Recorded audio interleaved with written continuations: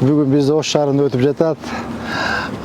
Біздің спонсорлар тарабынан 10 техника белек қатары берілді. Бұл техникалардың бардығын біз Ош шаардық мэрияның балансына өткөрүп беребиз. Мына өзүңөр жакшы билесиңер, азыр мына кыштын бир эле айы калды.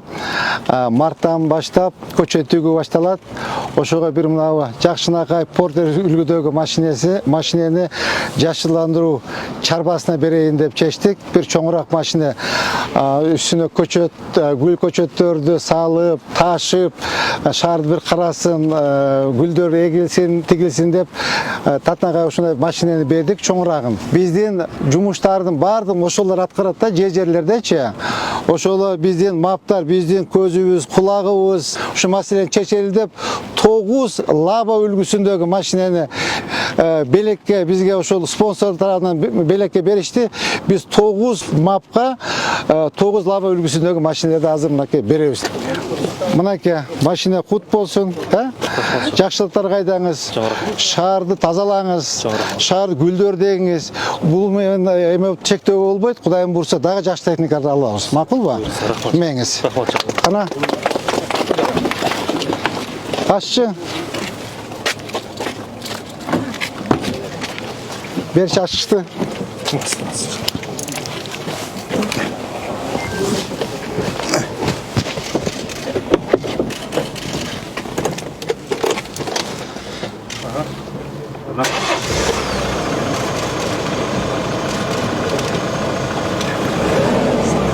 Nasıl sonuna gene? Жаңы соң екен, аяқ аша. Как раз сіздерге керек болчу, гүл ташыганы, көчөт ташыганы, Основной гүлдөргө аябай сон болду. Все, кут болсун. Жакшылыктар кайдаңыз. Жакшылыктар кайдаңыз. Так. Ең алты жапалак аймак башкармалыгыбыздын башкычы. Жапалак. Кандай жакшы иште, жакшы. Мен жакшылыктарга мен абайлабай дагы. Мен кут болсун, Кут болсун. Сизде 2 күнөн бери чогуу жүрүп атабыз, Машина кут болсун. Рахмат. Жакшылык күндөргө айдаңыз, элдин кызматын кылыңыз. Ошол жердеги бүт маселе чечкиле.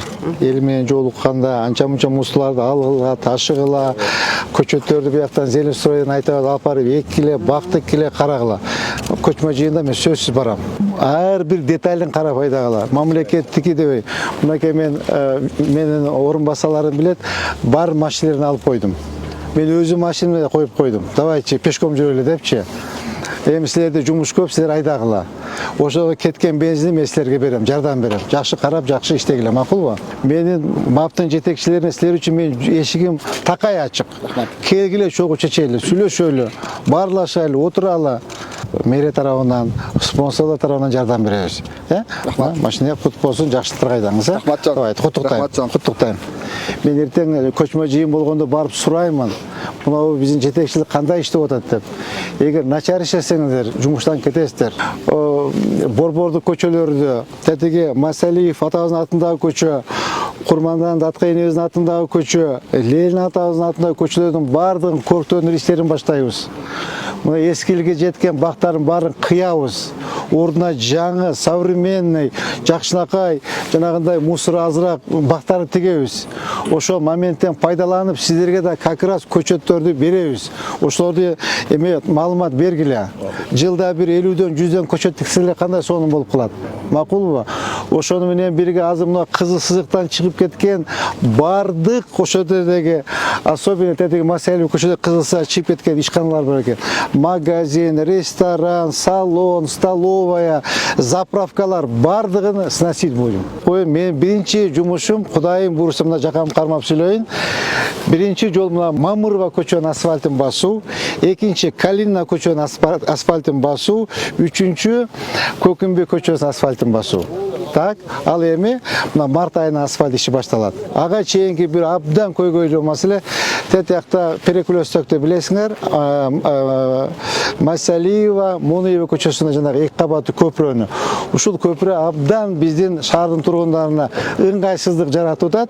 Ушул көпүрөнү батыраак бүтүрүп, мынакей балдар менен сүйлөштүм. 10 февраль күнгүгө буюрса, 10 февраль күнгүгө асфальтсыз ичин эметип, жолду ачып коюуга пландаштырып атабыз. Биздин эң биринчи задачабыз ушул жолду ачып алсак, анан жана капталымдагы жолдордун бардыгын